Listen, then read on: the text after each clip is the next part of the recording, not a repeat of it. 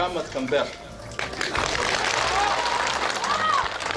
който се връща от Пазарджик, след като преспа с нощи там, тъй като процесът се отложи за 29 октомври в Пазарджик.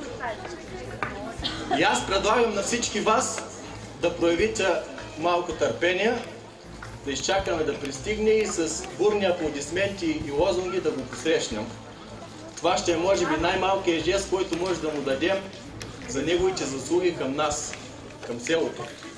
За неговият неуморен труд последните 4-5 години, в които той ежедневно работи, възпитавайки нашите деца на тези морални ценности, който обслужва нашите обреди като намази, джаназета, който изразходва от неговото време, за да подготвя ислямски лекции, в които да ни посочва и разяснява истината.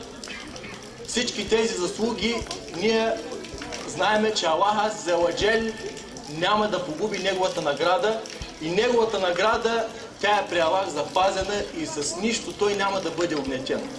Но неговото право над нас е поне да види морална и гражданска подкрепа, защото братството в исляма, на което сме възпитавани, той не е само думи, които остават по джамиите, по стените и по мимберите, нито е междуличностни разговори, които се провеждат в кафенетата, а то е истинска позиция да защитиш твоя брат в подобна ситуация. И тук искам да кажа,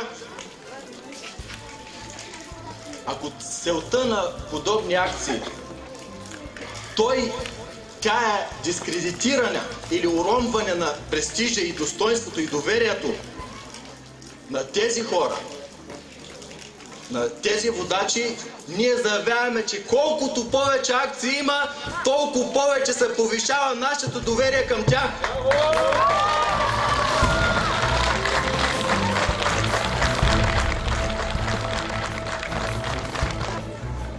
Повече акции има, нашето доверие се увеличава.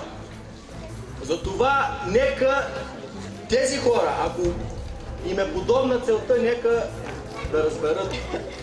Тези циркове не вървят сред нашите хора. Нашите хора вече са зрели, разбират.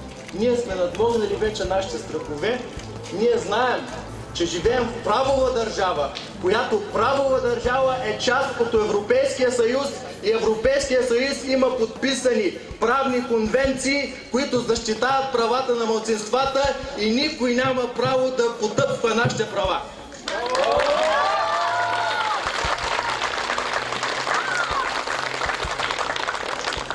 Ние се намираме в Европейския съюз. Ние пътуваме свободно и сме посетили всички европейски държави. Това не е 1972 година, в която година ние не познавахме къде се намира Сърбия, нито къде се намира Австрия, нито къде се намира Англия. Това не е 1972 година, в която ние не познавахме повече от границите на Гоцеделчевския район. Ние се намираме в 2012 година. В годината на глобализацията, на отвореността, на комуникациите. Всеки от нас комуникира с хора от различни краища на света. Всеки от нас е пътувал по целия свят. Всеки от нас не се срамува и не се притеснява, ако се опитат да му бъде потъпкано правото да стане и да си го защити. Затова нека да знае, че тези хора се намират в процес на развитие, което те явно не са го забелязали. Затова нека да знае, че тези хора, мюсюлманите, въпреки че са търпеливи и добронамерени, те няма да замълчат, ако продължат с подобни циркове.